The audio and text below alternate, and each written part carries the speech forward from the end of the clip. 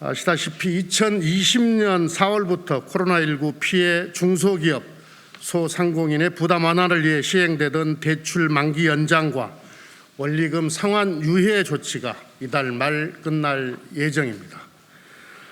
물가와 금리가 오르고 있고 코로나19 확산세도 잡히지 않는 현 상황에서 중소기업과 소상공인의 이자 부담과 상환 능력을 고려하지 않은 정부 여당의 정책 기조에 우려를 표명합니다.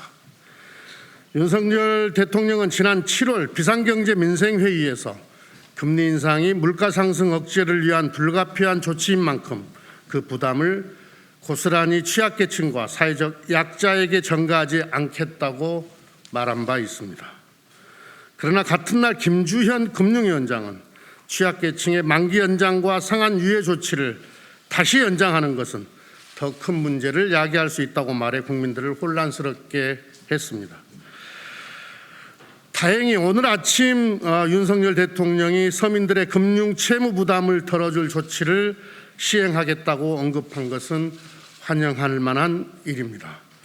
시간이 없습니다. 당장 보름 앞으로 대출 만기 기한이 다가왔습니다. 정부 여당은 더 이상 우왕좌왕하지 말고 구체적 방안을 즉각 만들어 속이 시커멓게 타들어가고 있는 중소기업, 소상공인들의 불안을 덜어주기를 촉구합니다. 상환유예 장기화로 누적된 부실 우려에 대해서는 여야 합의로 마련된 추경에 따라 추경에 조성된 80조 원 규모의 자영업자 소상공인 민생 안정 지원 방안을 통해 연착륙 방안 내실화와 선제적인 채무 조정으로 적극 대응해야 합니다. 중소기업과 소상공인은 코로나19 위기 속에서 국민들을 지키기 위해 희생하셨습니다. 코로나19가 완전히 물러난 후 이들의 삶이 정상화될 때까지 지원하는 것은 우리 국민 모두의 책임입니다. 글로벌 공급망 혼란과 러시아 우크라이나 전쟁 등으로 물가가 치솟고 금리도 크게 올랐습니다.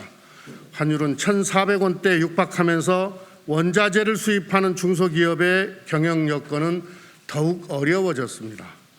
소상공인 역시 존립 자체가 어려운 상황이 되었습니다. 물가 상승은 소상공인의 부담을 늘리기 때문에 흔히 새로운 세금이라고 합니다. 장사는 안 되는데 원재료 등 물가 상승으로 세금만 오르는 셈입니다. 코로나 팬데믹에 이은 새로운 위기이자 중소기업과 소상공인에게는 더 가혹한 위기입니다. 고물가, 고금리, 고환율 충격으로 서민과 소상공인 사회 취약계층의 삶은 더 팍팍해질 것입니다. 그런데도 정부 여당은 양극화를 심화하는 초부자 감세와 서민의 삶을 악화시키는 구시대적 재정 정책만을 고집하고 있습니다. 위기 앞에 무감각, 무관심, 무대책인 정부 여당 대신 민생 우선 더불어민주당이 국민의 삶을 책임지겠습니다. 이상입니다. 감사합니다.